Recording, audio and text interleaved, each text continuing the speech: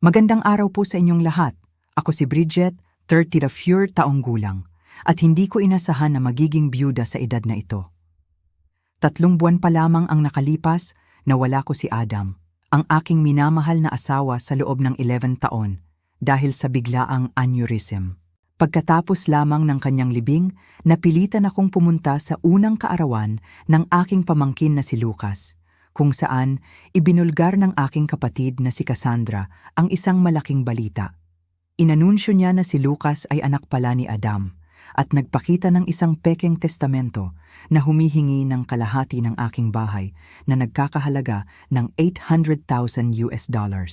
Ang hindi niya alam ay kung bakit halos hindi ko mapigilan ang aking pagtawa. Kung pinapanood ninyo ito mula sa isang lugar kung saan malapit sa inyong puso ang mga away pamilya, mangyaring maglaan ng sandali para mag-like at mag-subscribe. Maniwala kayo sa akin, gugustuhin ninyong marinig kung paano ko hinarap ang mga susunod na pangyayari. Bahagi 1. Pag-ibig at masayang buhay.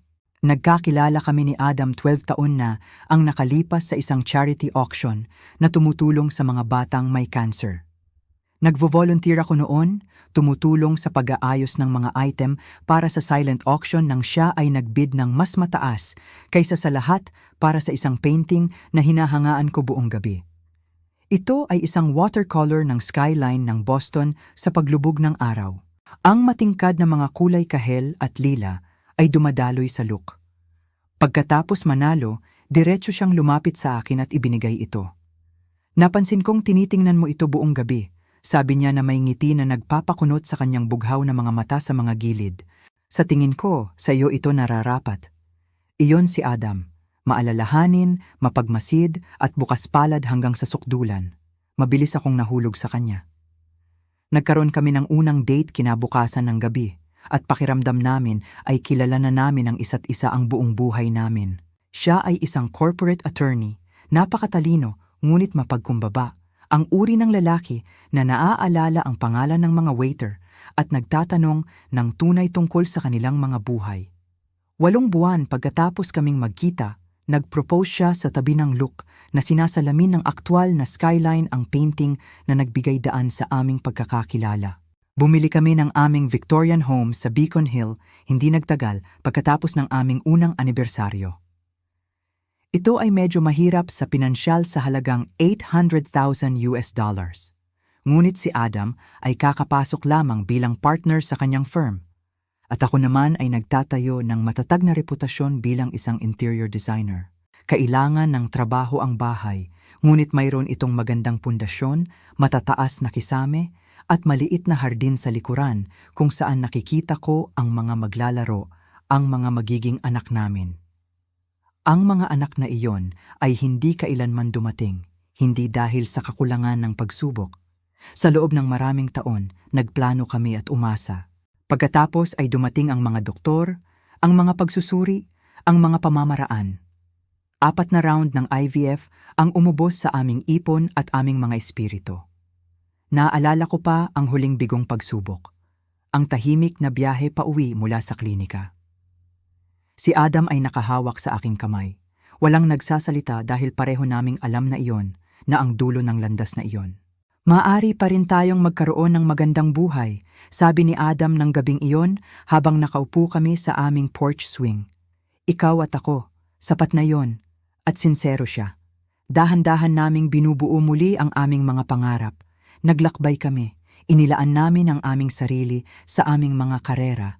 Inayos namin ang bahay bawat silid hanggang sa ito ay maging showcase home na palagi kong naiisip. Sinusuportahan ni Adam ang aking negosyo nang maglunsad ako ng sarili kong interior design firm. Ang aming buhay ay puno, bagaman iba sa una naming pinlano. Ang aking nakababatang kapatid na babae, si Cassandra, ay palaging nasa gilid ng aming kaligayahan. 4 na taong mas bata sa akin sa edad na 30, siya ang palaging wild child ng pamilya. Habang ako ay nag-aaral ng disenyo at nagtatayo ng negosyo, siya naman ay nagpapalit-palit ng trabaho at mga relasyon. Palagi siyang nag-aalala sa kanya, na nagiging dahilan para siya ay gumawa ng mga dahilan para sa kanyang pag-uugali at paulit-ulit na pagliligtas sa kanya mula sa mga problema sa pananalapi. Si Cassandra at ako ay may komplikadong relasyon mula pagkabata. Siya ay hindi maikakailang maganda na may likas na karisma na umaakit sa mga tao. Ngunit palaging may kasamang kompetisyon mula sa kanyang panig. Kung may nagawa ako, kailangan niyang higitan iyon. Noong nagsimula akong makipag-date kay Adam, bigla siyang nagka-interes sa mga law students. Noong binili namin ang bahay, nagreklamo siya ng ilang buwan tungkol sa kanyang apartment, umaasang tutulungan siya ng aming mga magulang na mag-upgrade. Nakakapagod ito, ngunit hinimok ako ni Adam na panatilihin ang relasyon. Siya ang iyong nag-iisang kapatid, paalala niya sa akin. Mahalaga ang pamilya. 2 taon na ang nakalipas, si Cassandra ay nagsimulang makipag-date kay Tyler, isang bartender na nakilala niya habang kasama ang mga kaibigan. Siya ay gwapo sa kakaibang paraan, may mga tattoo sa kanyang mga braso at isang motorsiklo na hindi gusto ng aming mga magulang. Ang kanilang relasyon ay tila pabago-bago mula sa labas, na may mga dramatiko at marubdob na pagbabalik. Pagkatapos ay dumating ang anunsyo ng pagbubuntis sa Thanksgiving dinner noong 1 taon bago namatay si Adam. Ito ay lubos na hindi inaasahan. Hindi kailanman nagpahayag ng interes si Cassandra sa pagkakaroon ng mga anak. Sa katunayan, madalas niyang sinasabi na ang pagnanais ko para sa mga anak ay pagsuko lamang sa mga inaasahan ng lipunan. Gayunpaman, naroon siya, nag-aanunsyo ng kanyang pagbubuntis na may mga theatrical na luha at deklarasyon tungkol sa himala ng buhay. Naramdaman ko ang pamilyar na kirot ng inggit. Pagkatapos ng lahat ng aming mga pagsubok, lahat ng aming pagkabigo, si Cassandra ay aksidenteng nagkamit ng aming matinding kagustuhan. Ngunit sinubukan kong itulak ang mga damdaming iyon. Masaya ako para sa kanya, at determinado akong maging pinakamahusay na tiya hanggat maaari sa kanyang anak. Si Lucas ay ipinanganak na malusog, 8 LB for 4 O's, mga 3-7 kilo. Nasa ospital ako na may mga bulaklak at isang kumot na gawa ng aking mga kamay na ilang buwan kong hinabi. Si Cassandra ay tila nabigla sa pagiging ina mula pa sa simula. Madalas akong tinatawagan na umiiyak tungkol sa colic ni Lucas o sa kanyang pagod. Tumulong ako hanggat maaari, minsan ay inaalagaan si Lucas magdamag para makapagpahinga siya. Si Adam ay hindi gaanong kasangkot kay Lucas kaysa sa akin. Sa pagbabalik tanaw, iniisip ko na dahil sa aming sariling mga problema sa infertility, maaaring masakit para sa kanya na makipag-ugnayan sa isang sanggol na hindi sa amin. Lagi siyang mabait kapag dinadala ni Cassandra si Lucas. Ngunit pinapanatili niya ang isang tiyak na distansya na hindi ko kailanman kinwestiyon noon. Pagkatapos ay dumating ang kakilakilabot na Martes ng umaga. Nagreklamo si Adam ng sakit ng ulo bago umalis papuntang trabaho. Nagmungkahi ako na manatili siya sa bahay, ngunit mayroon siyang mahalagang meeting sa kliyente. Migraine lang, iginiit niya. Hinalikan ako paalam. Tatawag ako pagkatapos ng meeting. Ang tawag na iyon ay hindi dumating. Sa halip, nakatanggap ako ng tawag mula sa ospital. Nang makarating ako, wala na siya. Brain aneurysm, sabi nila. Walang magagawa. Siya ay 36 taong gulang. Ang mga sumunod na araw ay lumipas na parang panaginip ng mga pag-aayos at pagdadalamhati. Si Cassandra ay kakaibang wala sa karamihan nito. Nagpapadala ng mga text message na nagsasabing may sakit si Lucas o hindi siya makahanap ng babysitter. Nang lumitaw siya sa libing, saglit lang siyang nanatili, nag-iisa at umalis bago ang reception. Masyado akong tulala sa pagdadalamhati para pag-isipan ito noon. 1 linggo matapos naming ilibing si Adam, dumating ang unang kaarawan ni Lucas. Ang huling bagay na gusto kong gawin ay dumalo sa isang birthday party ng mga bata. Ngunit hinila ako ng mga obligasyon sa pamilya. Gusto ni Adam na pumunta ka, insisted ng aking ina sa isa sa kanyang araw-araw na pagtawag. Lagi niyang sinasabi, una ang pamilya. Kaya napunta ako sa maliit na inuupahang bahay ni Cassandra sa hindi gaanong kanais-nais na bahagi ng bayan. Isang regalo na nakabalot sa upuan ng pasahero at mga dark circles sa ilalim ng aking mga mata na hindi kayang itago ng anumang concealer. Halos hindi ako nakatulog mula nang mamatay si Adam, ginugugol ang mga gabi sa pagtitig sa kanyang bakanteng tabi ng kama na inaabot ang init na wala na. Nagpark ako sa likod ng isang linya ng mga kotse at huminga ng malalim ng ilang beses bago kunin ang regalo at pumasok. Walang dapat magpanggap na masaya kaagad pagkatapos mawalan ng asawa, naisip ko. Ngunit nagkunwari akong nakangiti at kumatok sa pinto. Si Jenna, kaibigan ni Cassandra, ang nagbukas, bahagyang nanlaki ang kanyang mga mata sa pagkakita sa akin. "Oh, Bridget, dumating ka," sabi niya. Ang kanyang boses ay kakaibang tensyonado. Sumilip siya sa kanyang balikat bago humakbang palayo. "Pasok ka, nasa labas ang lahat." Ang maliit na bahay ay pinalamutian ng mga asul na balloon at streamer. Isang banner na may nakasulat na, "Happy First Birthday." Si Lucas ay nakalatag sa buong pader ng sala. Napansin ko ang isang grupo ng mga tao na hindi ko kilala na nagkukumpol sa kusina, bumubulong. Katahimikan sila nang ako ay dumaan, ang kanilang mga mata ay sumusunod sa akin.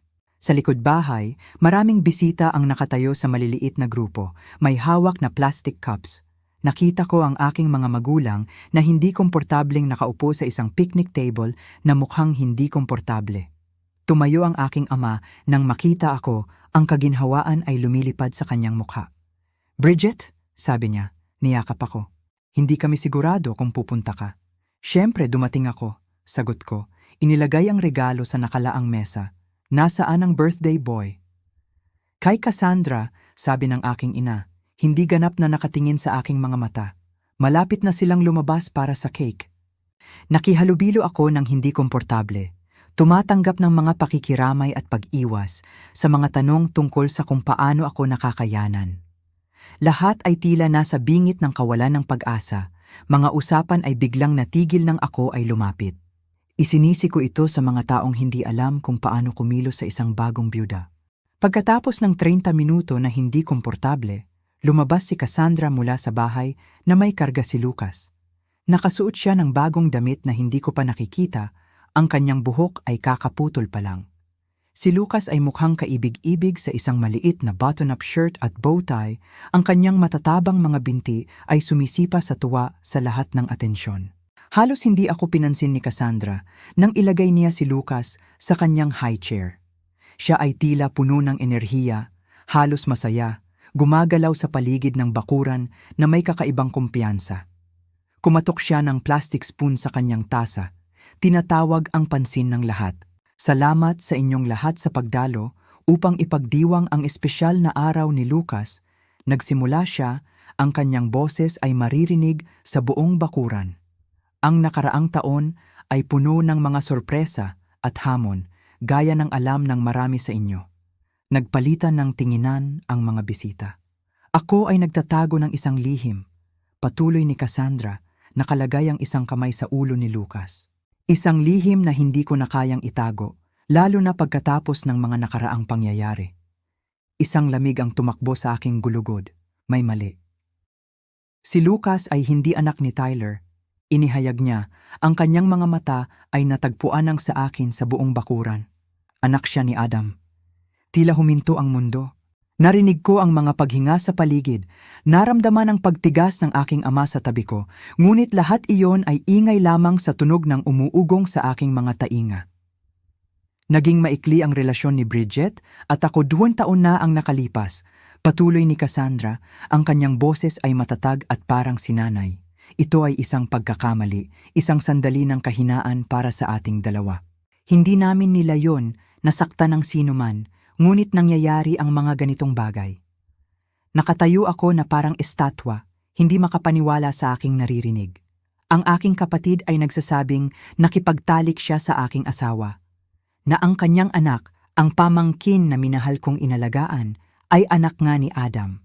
Napaka-absurdo nito na halos mapatawa na ako ng malakas. Hindi pa tapos si Cassandra. Kinuha niya ang kanyang pitaka at kumuha ng isang nakatuping dokumento. Alam ni Adam ang katotohanan tungkol kay Lucas. Bago siya namatay, binago niya ang kanyang testamento. Ito ay nagsasaad na kalahati ng bahay na pag-aari ni na Adam at Bridget ay mapupunta kay Lucas bilang kanyang biolohikal na anak. Lahat ng mata sa bakuran ay nakatingin sa akin. Nakikita ko ang awa, ang morbid na kuryosidad, ang kawalan ng kapanatagan. Ang aking mga magulang ay mukhang nabalisa. Ang aking ama ay kalahating nakatayo na parang hindi sigurado kung dapat siyang mamagitan. At pagkatapos, sa pagkagulat ng lahat, kasama ang sa akin, nakaramdam ako ng isang ngiti na gumagapang sa aking mga labi. Hindi isang masayang ngiti, ngunit ang uri na dumarating kapag ang isang bagay ay napakalubha na mali, na ito ay halos nakakatawa. Pinagdikit ko ang aking mga labi, sinusubukang pigilan ang hindi naaangkop na pagtawa na bumubulwak sa loob ko. Oh, naiintindihan ko, sabi ko sa wakas, ang aking boses ay kalmado at pantay. Uminom ako ng tubig upang magkaroon ng oras na pigilan ang pagnanais na tumawa sa mukha ng aking kapatid. Maaari ko bang makita ang testamento na ito, Cassandra? Ang kanyang kumpiyansang ekspresyon ay bahagyang nagbago. Malinaw na hindi niya inaasahan ang reaksyong ito. Dahan-dahan siyang lumapit at ibinigay sa akin ang dokumento, isang pahina na nakatype na may tila pirma ni Adam sa ibaba. Mabilis kong binasa ito, agad na napansin ang mga hindi pagkakapare-pareho. Ang formal na wika ay ganap na mali. Hindi katulad ng mga legal na dokumento na nakita kong dala-dala ni Adam pauwi. At ang pirma, bagaman kahawig ni Adam, ay malinaw na peke. Ang koneksyon sa pagitan ng A at D ay mali. Ang huling stroke ay masyadong kapansin-pansin. Maingat kong tinupi ang papel at ibinigay pabalik sa kanya. Salamat sa pagbabahagi nito sa akin. Sa tingin ko kailangan ko nang umalis ngayon. Yun na, nagtanong si Cassandra. Pagkalito ay kitang-kita sa kanyang boses. Hindi ka na ba magsasalita pa? Hindi pa ngayon, sagot ko ng mahinahon. Kinukuha ang aking pitaka. Araw ito ni Lucas. Maaari natin itong pag-usapan ng pribado mamaya. Nagpaalam ako sa aking mga magulang na tulala, nangangakong tatawag sa kanila sa lalong madaling panahon. Habang naglalakad ako papunta sa aking kotse, naririnig ko ang mga bulungan sa likuran ko. Ang kasiyahan ng partido ay ganap na nawasak. Kapag nasa loob na ng kotse, ligtas sa paningin, sa wakas ay napakawalan ko ang tawa na nagbabanta ng makatakas. Nagsimula ito ng maliit, pagkatapos ay lumaki hanggang sa tumulo ang mga luha sa aking pisngi. Hindi luha ng kagalakan, kundi isang kakaibang halo ng pagdadalamhati, galit at hindi kapani-paniwalang pagtataka sa katapangan ng aking kapatid. Bahagi 3. Ang katotohanan tungkol kay Adam at Cassandra. Dahil may isang bagay na hindi alam ni Cassandra.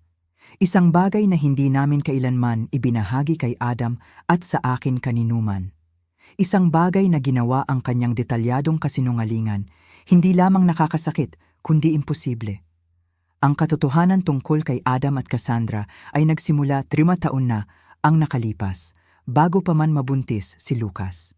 Inanyayahan namin ang aking kapatid para sa hapunan upang ipagdiwang ang kanyang bagong trabaho sa isang marketing firm, ang kanyang pinakamahabang trabaho hanggang sa ngayon.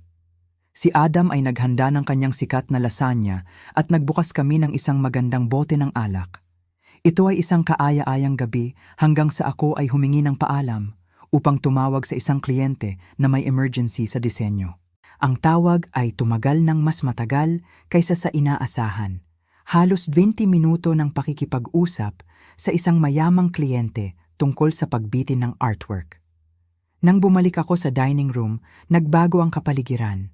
Si Adam ay mukhang hindi komportable at si Cassandra ay nakaupo ng mas malapit sa kanya kaysa noong umalis ako, kamay sa kanyang braso, tumatawa sa isang bagay na hindi ko narinig. Hindi ko ito pinansin noon. Si Cassandra ay palaging mapagmahal at ang alak ay malakas na dumadaloy. Ngunit kinagabihan, habang naghahanda kami para matulog, si Adam ay tila nababagabag. May kailangan akong sabihin sa iyo, sabi niya, nakaupo sa gilid ng aming kama. At ayokong magdulot ito ng problema sa pagitan mo at ng iyong kapatid. Ngunit ayokong magtago rin ng sikreto sa iyo. Ipinaliwanag niya na habang ako ay nasa telepono, si Cassandra ay gumawa ng hakbang sa kanya. Walang gaanong drama, mga hindi naaangkop na komento lamang tungkol sa kung gaano ako kaswerte na napangasawa siya. na sinundan ng isang mungkahi na karapat-dapat siya sa isang taong talagang pahahalagahan siya. Nang tinanggihan niya ito, ipinagwalang bahala ito ni Cassandra bilang isang biro. Sinabing masyado akong sensitibo kung sa tingin niya ay seryoso siya. Nasaktan ako, ngunit hindi lubos na nagulat. Si Cassandra ay palaging lumalampas sa mga hangganan. Nagpa siya kaming hayaan na lamang ito bilang isang insidente, isang bagay na dulot ng alak at ng kanyang karaniwang pagiging mapagkumpetensya. Ngunit hindi ito naging insidente lamang. Sa mga sumunod na buwan, si Cassandra ay nakahanap ng mga paraan upang mahawakan si Adam kapag hindi ako nakatingin. Nagpadala ng mga text message na nasa linya sa pagitan ng pagiging palakaibigan at mapanukso. At minsan ay nagpakita sa kanyang opisina nang walang paalam, hinihiling siyang mag-lunch. Sa bawat pagkakataon, si Adam ay mahinahon, ngunit matatag na nagpanatili ng mga hangganan at agad na nagsabi sa akin pagkatapos. Pagkatapos ng insidente sa opisina, kinumpronta namin ang aming mga magulang tungkol sa pag-uugali ni Cassandra. Hindi ito naging maganda. Iminungkahi nila na binibigyang kahulugan lamang ni Adam ang mga palakaibigang kilos at na si Cassandra ay simpleng humahanga sa kanya bilang isang kapatid. Kahit ang aking ina ay nagmungkahi na may mabuting intensyon ngunit kakilakilabot na paghatol, na marahil ay nasisiyahan lamang si Adam sa atensyon at pinalalaki ang sitwasyon. Nang gabing iyon, nagdesisyon kami ni Adam. Lilikha kami ng distansya mula kay Cassandra nang hindi nagdudulot ng alitan sa pamilya.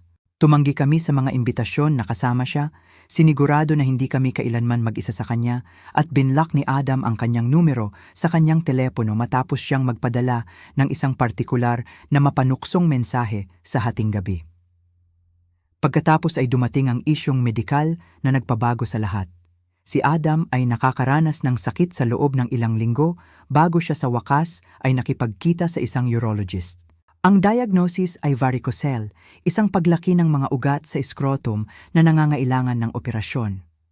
Ang pamamaraan ay naging maayos, ngunit nagkaroon ng komplikasyon. Nirerekomenda ng doktor ang vasectomy sa parehong operasyon dahil sa malawak na kalikasan ng varicocele at potensyal na pag-ulit. Ito ay isang mahirap na desisyon, lalo na kung isasaalang-alang ang aming nakaraang mga problema sa fertility, ngunit sumang-ayon kami na ito ang tamang desisyon para sa kalusugan ni Adam. Ang vasectomy ay isinagawa 2 taon bago mabuntis si Lucas. Pinanatili naming pribado ang impormasyong medikal na ito, kahit ang aming mga magulang ay hindi alam. Pagkatapos ng maraming taon ng mga mapilit na tanong tungkol sa aming pagiging walang anak, natutunan naming protektahan ang aming privacy tungkol sa mga isyu sa reproduksyon. Ang mga taong nakakaalam lamang ay sina Adam, ako, at ang mga doktor ni Adam. Pagkatapos ng operasyon, habang si Adam ay nagpapagaling, nagbigay siya ng isang hula na tila paranoid noong panahong iyon. Hindi pa tapos si Cassandra, sabi niya, nakaupo sa aming hardin na may nakatagong ice pack. May pakiramdam ako na baka gumawa siya ng mas desperadong hakbang isang araw. Tumawa lamang ako, ngunit seryoso si Adam. Linggo pagkatapos, nag-schedule siya ng appointment sa aming family attorney, si James Wilson. Sumama ako sa kanya, nakikinig habang idinidetalye ni Adam ang pag-uugali ni Cassandra at ang kanyang kamakailang pamamaraang medikal.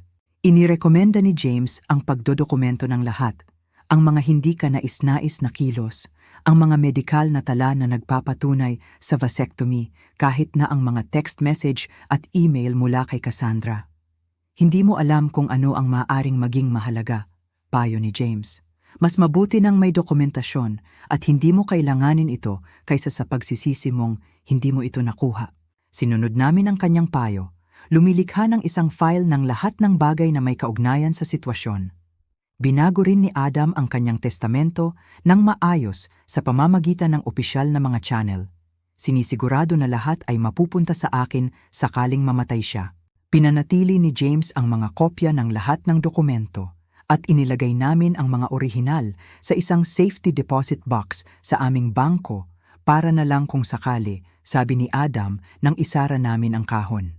Bagaman, plano kong manatili dito upang harapin ang anumang drama ni Cassandra nang hindi bababa sa susunod na 50 taon. Bahagi 4.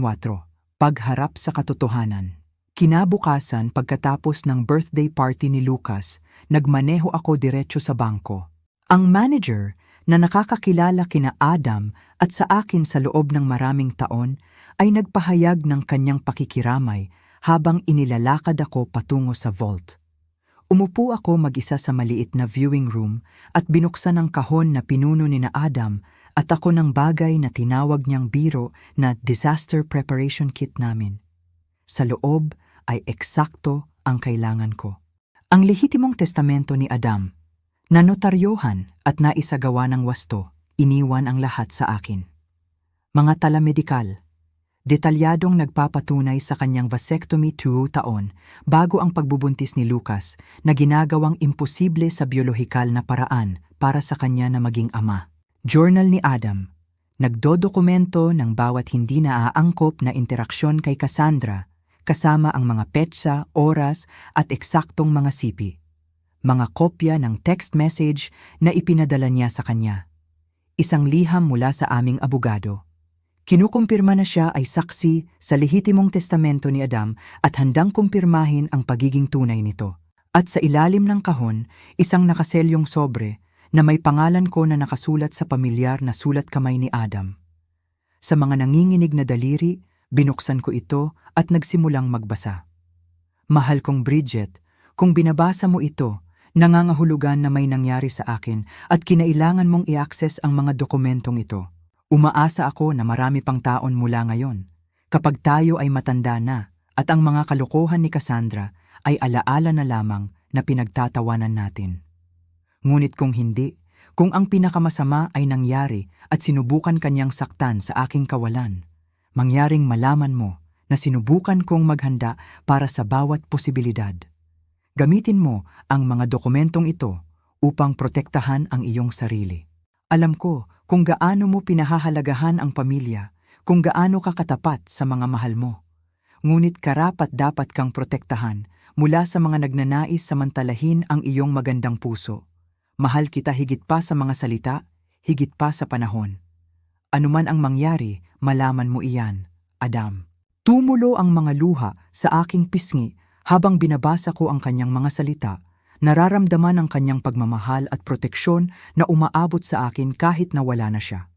Ang aking praktikal, maalalahaning asawa ay hinanda ito. Hindi ang tiyak na sitwasyon marahil, ngunit ang posibilidad na maaaring subukan ni Cassandra na gamitin ang kanyang kamatayan upang makinabang. Maingat kong ibinalik ang lahat sa kahon, maliban sa kailangan ko. Mga kopya ng mga medikal na tala, ang lehitimong testamento, at mga piling sipi mula sa journal. Pagkatapos, tinawagan ko si James Wilson at nag-schedule ng appointment para sa hapon na iyon. Ang opisina ng abogado ni James Wilson ay nasa isang na-convert na brownstone sa downtown Boston, ang uri ng lugar na nagpapahiwatig ng lumang pera at pagiging diskreto. Ilang beses ko lamang itong napuntahan kasama si Adam, ngunit agad akong nakilala ng receptionist. Ang kanyang ekspresyon ay lumambot sa pakikiramay. Mrs. Preston, sabi niya, tumayo upang salubungin ako. Naghihintay si Mr. Wilson sa inyo, mangyaring tanggapin ang aking pakikiramay sa inyong pagkawala. Si James ay nasa kanyang 60s na may pilak na buhok at reading glasses na nakapatong sa dulo ng kanyang ilong. Siya ang naging mentor ni Adam nang unang sumali si Adam sa firm at nagpanatili sila ng malapit na pagkakaibigan kahit na lumipat si Adam sa ibang practice. Tumayo siya nang pumasok ako, lumibot sa kanyang desk upang saglit akong yakapin. Bridget, sabi niya, itinuro ako na umupo. Nalungkot akong marinig ang tungkol kay Adam. Isa siya sa mga mabubuti. At tila tama rin siya sa paghahanda para sa pinakamasama kasama ang aking kapatid, sabi ko. Ipinaliwanag ko ang nangyari sa birthday party. Ipinakita sa kanya ang pekeng testamento na ipinakita ni Cassandra. Sinuri ito ni James, ang kanyang ekspresyon ay lalong naging nag-aalala. Ito ay isang baguhang pekeng gawa, sabi niya sa wakas. Ang wika ay ganap na mali, at ang pirma, bagaman kahawig, ay hindi kailanman tatagal sa isang expert analysis. Ngunit ang katotohanan na nilikha niya ito ay lubhang nakababagabag. Ipinakita ko sa kanya ang mga dokumento mula sa safety deposit box, ang mga medikal na tala na nagpapatunay sa vasectomy ni Adam, ang lehitimong testamento, at ang journal ni Adam na nagdodokumento ng pag-uugali ni Cassandra sa mga taon. Si Adam ay walang kakulangan, gaya ng sinasabi nila. Sabi ni James, sinusuri ang mga materyales. Ang mga medikal na tala na ito lamang ang nagpapabulaan sa kanyang pahayag tungkol sa pagiging ama ni Lucas. Ang vasectomy ay isinagawa 2 taon bago ang paglilihi ng bata. Ito ay imposible sa biolohikal na paraan para kay Adam na maging ama. Ano ang dapat kong gawin? Tanong ko. Hindi ko nais na siya ay mapahiya sa publiko, ngunit hindi ko siya hahayaang kunin ang kalahati ng aming tahanan batay sa isang kasinungalingan. Sumandal si James sa kanyang upuan, nag-iisip. Una, kailangan natin ng karagdagang impormasyon. Inirerekomenda ko ang pag-hire ng isang private investigator upang tingnan ang kasalukuyang sitwasyon ni Cassandra. Malamang na may motibasyon ito na higit pa sa simpleng kalupitan.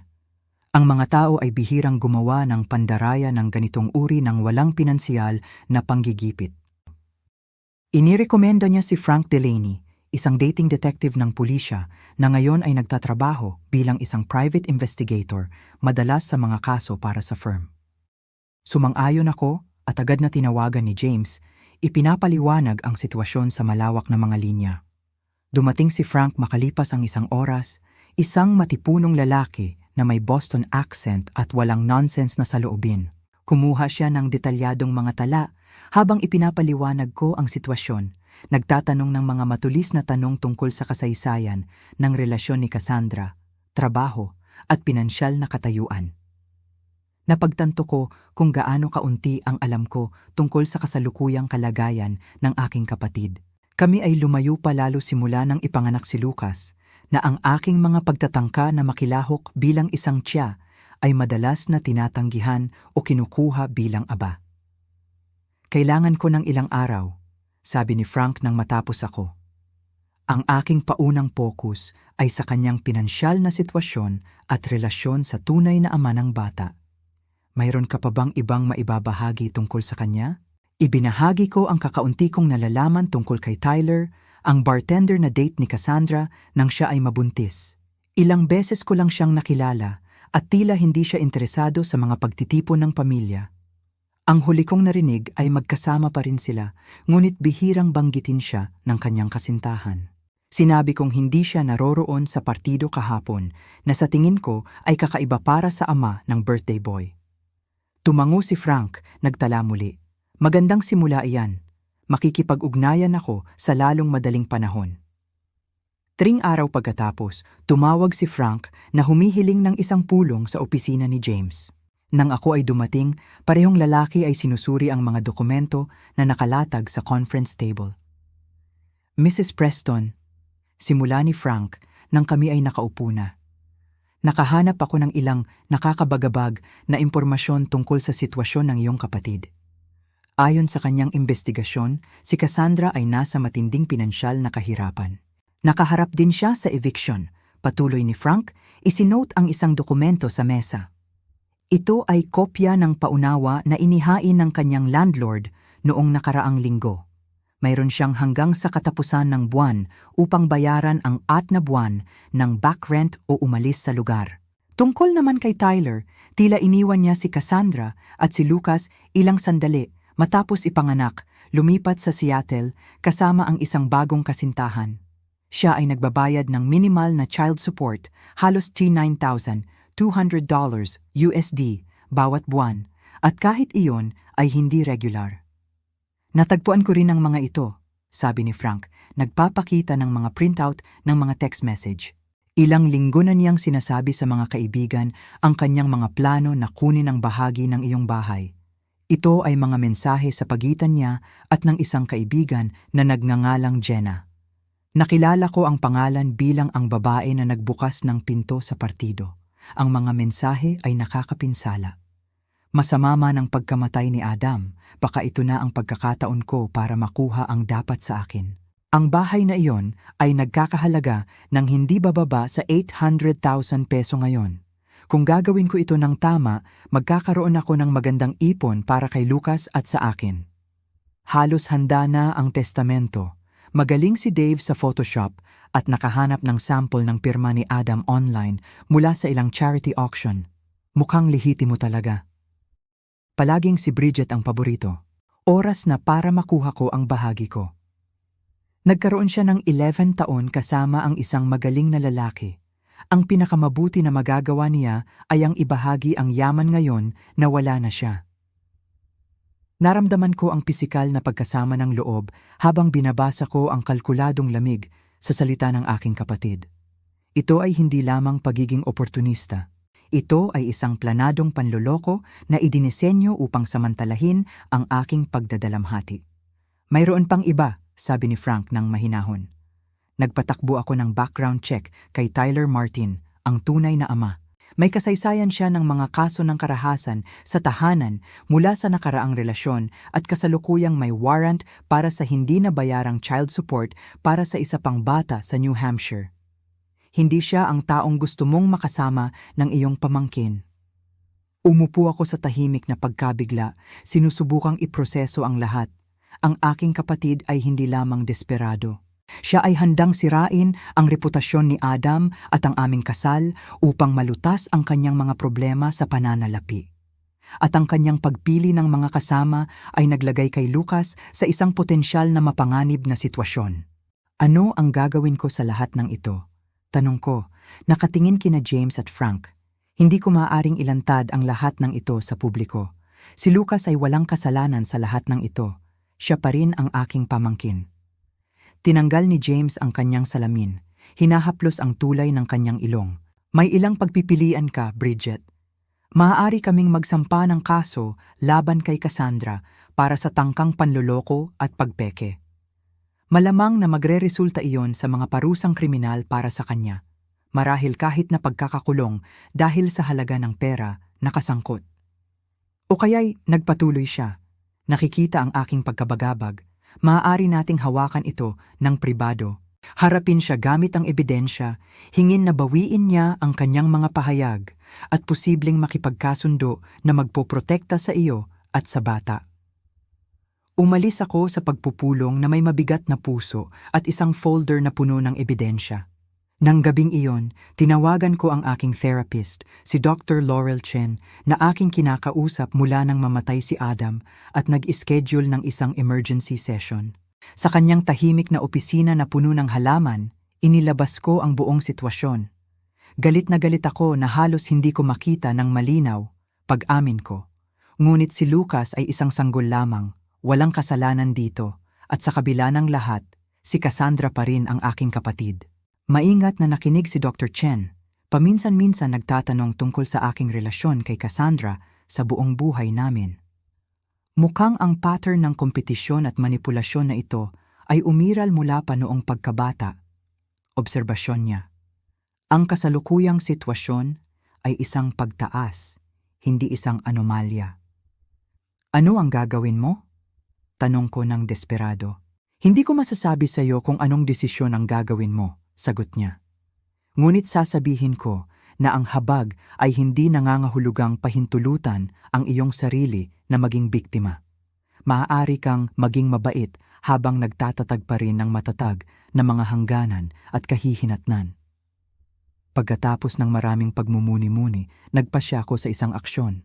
Haharapin ko si Cassandra ng pribado gamit ang lahat ng ebidensya na nag-aalok sa kanya ng isang pagpipilian. Harapin ang mga potensyal na legal na kahihinatnan para sa kanyang panloloko o tanggapin ang isang kompromiso na magbibigay para kay Lucas habang hinihingi ang pananagutan mula sa kanya. Sa bagong determinasyon, tinawagan ko si Cassandra kinabukasan ng umaga. Kailangan nating pag-usapan ang tungkol sa testamento, sabi ko nang sumagot siya. Maaari ka bang pumunta sa bahay ko bukas ng hapon? Ikaw lang, hindi si Lucas. Alam kong darating ka rin, sagot niya, tila mayabang na nasisiyahan. Pupunta ako doon ng 2. Ginugol ko ang umaga sa paghahanda para sa pagbisita ni Cassandra, pag-aayos ng mga dokumento sa isang lohikal na pagkakasunod-sunod at pag-set up ng mga recording device ayon sa payo ni James. Ang Massachusetts ay isang two-party consent state, babala niya sa akin. Kaya, hindi mo siya maaaring i-record ng lihim, ngunit maaari mong hilingin ang kanyang pahintulot. Sa simula ng iyong pag-uusap, ipinapaliwanag ito bilang isang paraan upang matiyak na pareho kayong may talaan ng anumang kasunduang naabot. Eksaktong tumunog ang doorbell. Huminga ako ng malalim, pinatatag ang aking sarili bago buksan ang pinto. Nakatayo si Cassandra sa porch, mukhang maayos sa isang bagong damit. Ang kanyang kumpiyansa ay kitang-kita sa kanyang tindig. "Pumasok ka," sabi ko. Inilalakad siya papunta sa sala kung saan ako nag-set up ng 2 upuan na magkaharap. Isang coffee table sa pagitan nila na may recorder, mga baso ng tubig, at isang folder ng mga dokumento. "Sana hindi ka magreklamo kung magre-record tayo ng ating pag-uusap." Mukhang kapaki-pakinabang dahil sa legal na kalikasan ng ating pinag-uusapan. Nagatubili lamang si Cassandra saglit bago tumango. "Oo naman, kung ano ang makapagpapanatag sa iyo, bagaman sa tingin ko ay madali lang ito. Malinaw ang testamento." Binuksan ko ang recorder, isinasaad ang petsa at oras at kinukumpirma ang pahintulot ni Cassandra na ma-record. Pagkatapos, umupo ako, pinagmamasdan ang mukha ng aking kapatid. "Bago natin pag-usapan ang testamento, gusto kong malaman ng eksakto kung ano ang inaangkin mong nangyari sa pagitan mo at ni Adam."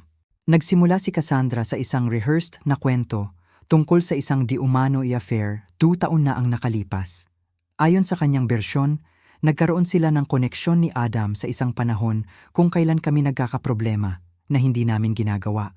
Inangkin niya na nagkita sila ng ilang beses sa isang hotel sa downtown, na si Adam ay umamin ng kanyang kawalang kasiyahan sa aming kasal, at na si Lucas ay nabuntis sa mga pagkakataong iyon. "Lagi niyang gustong sabihin sa iyo," sabi niya, "ang kanyang mga mata ay malaki na may sinanay na katapatan." Ngunit pagkatapos ay ipinanganak si Lucas na may kondisyon sa puso at ayaw niyang dagdagan ang stress sa sitwasyon. Gayunpaman, nangako siyang aalagaan niya ang kanyang anak. Nakikinig ako ng hindi pumipigil. Napapansin ang mga hindi pagkakapare-pareho sa kanyang timeline at ang mga detalye na salungat sa alam ko tungkol sa schedule ni Adam sa panahong iyon. Nang matapos siya, nagsimula akong magtanong, "Saang hotel kayo nagkita?" Tanong ko. "The Mandarin Oriental," sagot niya agad. "At aling silid ang natatandaan mo?" Bahagyang nagpatumpik-tumpik siya. "Nasa mataas na palapag yon. Hindi ko matandaan ang eksaktong numero." "Anong mga araw ng linggo ang karaniwan ninyong pagkikita?" "Martes, minsan Huwebes." Kapag sinabi niyang nagtatrabaho siya ng huli, patuloy ko na may lumalaking tiyak na mga tanong. Ano ang karaniwang in-order ni Adam mula sa room service? Aling bahagi ng kama ang mas gusto niya? Nagbabaon ba siya bago o pagkatapos? Mga detalye na tanging ang isang taong tunay na malapit kay Adam ang makakaalam. Si Cassandra ay lalong nagiging balisa, ang kanyang mga sagot ay nagiging malabo o salungat. Bakit mahalaga ang alinman dito? Sa wakas ay isinumpa niya. Ang punto ay si Lucas ay anak ni Adam at ang testamento ay nagpapatunay na gusto ni Adam na alagaan siya. Sa katunayan, sabi ko ng mahinahon, binubuksan ang aking folder. Parehong pahayag na iyon ay malinaw na mali. Una, inilagay ko ang mga medikal na tala sa mesa sa pagitan namin. 2 taon bago mabuntis si Lucas, nagkaroon si Adam ng vasectomy pagkatapos ng operasyon para sa isang varicocele. Ito ay ganap na matagumpay na kinumpirma ng mga follow-up na pagsusuri. Ito ay pisikal na imposible para sa kanya na magkaanak pagkatapos ng pamamaraang iyon. Nawala ang kulay sa mukha ni Cassandra. Kinuha niya ang mga medikal na talagamit ang nanginginig na mga kamay. Binabasa ang klinikal na wika at mga petsa. "Maaaring peke ang mga ito," sabi niya ng mahina. "Hindi sila," sagot ko. At ang doktor ni Adam ay handang magpatunay sa kanilang pagiging tunay kung kinakailangan. Ngunit iyon ay simula pa lamang. Susunod, inilabas ko ang lehitimong testamento na nanotaryohan at naisagawa ng maayos sa korte. Gaya ng makikita mo, iniwan nito ang lahat sa akin nang walang pagbanggit kay Lucas.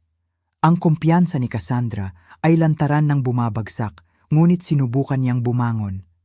Siguradong binago niya ito pagkatapos itong iguhit. Mas bago ang testamento na hawak ko. Ang testamento na hawak mo, sabi ko ng pantay, ay isang pekeng gawa. Kahit sabihin ko pa, isang mahinang gawa. Nakilala na ni James ang maraming legal na hindi pagkakapare-pareho sa wika at ang pirma ay malinaw na peke. Ang paglikha ng isang pekeng testamento ay isang felony sa Massachusetts na may parusang hanggang 5 taon sa bilangguan. Patuloy akong sistematikong nagpapakita ng ebidensya. Ang journal ni Adam na nagdodokumento ng kanyang mga hindi naaangkop na kilos, ang mga text message sa pagitan niya at ni Jenna na nagdedetalye ng plano, at sa wakas, ang ulat mula sa investigasyon ni Frank na nagdedetalye ng kanyang mga problema sa pananalapi, ang eviction notice at ang pag-abandona ni Tyler. Alam namin ang lahat, sabi ko habang siya ay nakaupo sa tahimik na pagkabigla. Ang tanong ngayon ay kung ano ang mangyayari. Sa mahabang sandali, hindi siya nagsalita. Pagkatapos, sa aking pagtataka, nagsimula siyang umiyak. Hindi ang theatrical na mga luha na nakita kong ginamit niya upang manipulahin ang aming mga magulang, kundi ang malalim, nanginginig na mga hikbi. Hindi ko alam ang gagawin ko, sabi niya sa pagitan ng mga hikbi. Magiging homeless ako. Si Lucas at ako ay mapapalayas sa loob ng Duolingo. Iniwan kami ni Tyler na walang anuman. Patuloy lang ang mga medikal na bayarin. Naisip ko lang kung makakakuha ako ng pera mula sa bahay. Kaya nagpasya kang sirain ang reputasyon ni Adam? At nagtanong ako, ang aking boses ay tumitigas? Sabihin sa lahat na niloko kanya. Gumawa ng mga pekeng legal na dokumento. Desperado ako. Sigaw niya, ang kanyang kalungkutan ay naging galit. Mayroon ka ng lahat. Ang malaking bahay na ito, isang matagumpay na negosyo, ang respeto ng lahat. Ano ang mayroon ako? Ang kanyang pagbuga ay nakalutang sa pagitan namin. Ang hilaw na katapatan nito na tinanggal mula sa manipulasyon at kasinungalingan ay nakarating sa isang bagay sa loob ko. Hindi pagpapatawad, hindi pa, sabi ko, ngunit marahil ay pag-unawa. Si Lucas ay hindi anak ni Tyler, hindi ba? Tanong ko ng mas mahinahon. Tumango siya, pinupunasan ang kanyang mga mata. Oh, hindi ako kailanman hinawakan ni Adam. Hindi ganoon.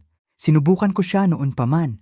Palagi niya akong agad na tinatanggihan. Siya ay nakakainis na tapat sa iyo. At ang testamento? Tinulungan ako ng kaibigan kong si Dave na gawin ito. Gumagawa siya ng graphic design at inisip niyang madali lang pikein ang pirma. Gagamitin ko ito upang bigyan ka ng presyon na bigyan mo ako ng pera. Hindi ko inakala na sisiyasatin mo ito ng masusi. Pinatay ko ang recorder at umupo, pinag-iisipan ang aking susunod na hakbang. Tinitingnan ako ni Cassandra ng balisa, malinaw na inaasahan ang pinakamasama. Maaari akong magsampa ng kaso, sabi ko sa wakas. Ang ginawa mo ay ilegal, hindi lamang malupit at kalkulado. Tumango siya ng malungkot. Alam ko, ngunit makakasakit iyon kay Lucas? Pagpapatuloy ko. At sa kabila ng lahat, siya ang aking pamangkin. Mahal ko siya. Yumuko ako, sinisigurado na nakatingin siya sa akin. Kaya ito ang mangyayari. Sasabihin mo sa lahat ang katotohanan na nagsinungaling ka tungkol sa affair, na si Lucas ay hindi anak ni Adam, at na pinahke mo ang testamento. Magsasabi ka ng publikong paghingi ng tawad sa akin at sa alaala ni Adam. At pagkatapos, tanong niya, ang kanyang boses ay maliit. Mapapalayas pa rin kami. Hindi pa ako tapos, sabi ko. Bilang kapalit ng iyong buong pag-amin at isang legal na kasunduan na huwag nang subukang gawin muli ang ganito. Tutulungan kita at si Lucas, hindi sa pamamagitan ng pagbibigay sa iyo ng kalahati ng aking bahay, kundi sa pamamagitan ng pagtatatag ng isang trust fund para sa edukasyon at mga medikal na pangangailangan ni Lucas at pagtulong sa iyo na makahanap ng matatag na tirahan.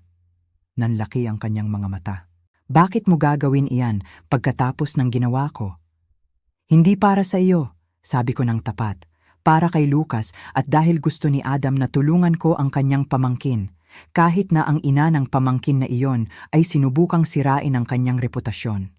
Magkakaroon ng mga kondisyon? Patuloy ko. Sasali ka sa therapy at financial counseling.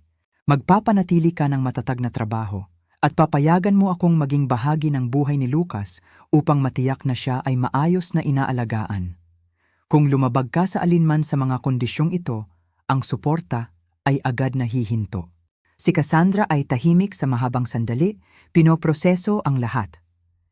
Hindi ko nararapat ang tulong mo, sabi niya sa wakas. Hindi ka karapat-dapat, sabi ko. Ngunit karapat-dapat si Lucas ng isang matatag na tahanan at pangangalagang medikal. At karapat-dapat akong hindi mabahira ng alaala ng aking asawa. Ang solusyong ito ay nagbibigay sa ating dalawa ng kailangan natin. Pagkatapos ng karagdagang talakayan tungkol sa mga detalye, sumang-ayon si Cassandra sa aking mga termino. Magkikita kami kay James kinabukasan upang formalisahin ang kasunduan at gagawin niya ang kanyang publikong pag-amin sa isang family dinner sa susunod na linggo. Habang inilalabas ko siya, tumigil siya sa pinto. Talagang nagsisisi ako, sabi niya muli. Hindi lamang para sa testamento at sa mga kasinungalingan, kundi para sa lahat. Para sa mga tao ng kompetisyon at inggit, dahil hindi naging kapatid na nararapat sa iyo. Alam ko, sagot ko, at umaasa ako na matutulungan ka ng therapy na maunawaan kung bakit mo ginawa ang mga pagpipiliang ito. Karapat-dapat si Lucas ng isang ina na malusog sa emosyonal at tapat. Sa tingin mo ba ay mapapatawad mo ako? Tanong niya. Maingat kong pinag-isipan ang tanong. Hindi ko alam, sagot ko ng totoo, ngunit handa akong tingnan kung saan dadalhin tayo ng bagong landas na ito. Para kay Lucas at marahil isang araw para sa iyo rin. Ang biyahe pa uwi kasama ang aking mga magulang ay tahimik. Bawat isa sa amin ay nalulunod sa sariling pag-iisip. Alam ko ang isang bagay na sigurado. Ang aming pamilya ay hindi na magiging pareho. Ngunit marahil sa paglipas ng panahon, maaari itong maging isang bagay na mas malusog na binuo sa katapatan kaysa sa ilusyon. Bahagi 5. Ang susunod na hakbang at pagpapagaling. 1 taon matapos ang kamatayan ni Adam, tumayo ako sa aming hardin. Pinapanood ang mga sibuyas ng tagsibol na lumalabas sa lupa. Ang mga daffodil na itinanim ni Adam noong nakaraang taglagas ay namumukadkad, isang kaguluhan ng dilaw laban sa bagong luntiang damo. Nakaramdam ako ng mapait na sakit habang nakikita ang mga ito. Alam na itinanim niya ang mga ito na may pag-asa na makita silang mamukadkad. Marami ang nagbago sa taong iyon. Ang trust fund para kay Lucas ay naitatag na at nakakatulong na sa kanyang patuloy na pangangailangang medikal. Ang kanyang kondisyon sa puso, bagaman nangangailangan ng pagsubaybay, ay tumutugon ng maayos sa paggamot at siya ay lumalaki bilang isang masaya, mausisang toddler.